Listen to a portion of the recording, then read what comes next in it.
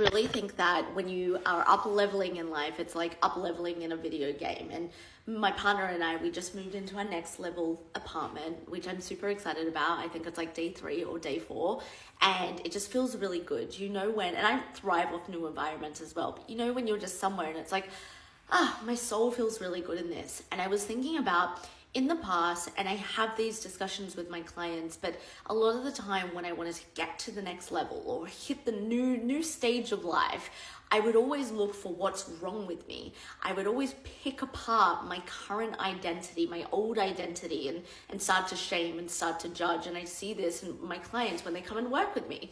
And I always say there's no room for shame and judgment, in the sense of there's room to feel the shame, there's room to understand your judgment, but we're not here to pick ourselves apart.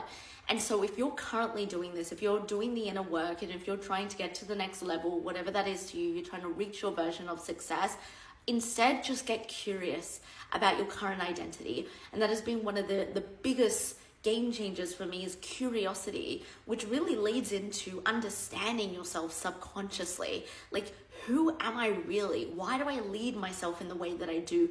Why am I so demotivated? Why am I not moving forward in this project? Why do I actually have this fear of exposure, or this fear of failure, or this fear of judgment? Whatever is coming up for you now, and let me know in the comments of like what's coming up. I can do a video response, but I just want you to know that the shame and the picking apart and the self-judgment on your old identity is only going to hold you back, because you're always going to get to the next level and pick yourself apart.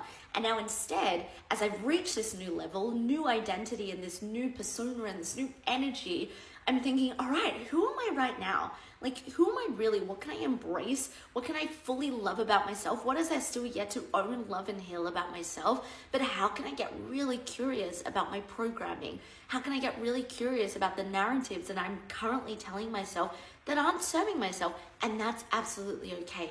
They served me at a place in time. They served me in my old apartment. They served me where I once was. They served me when I used to live across the country.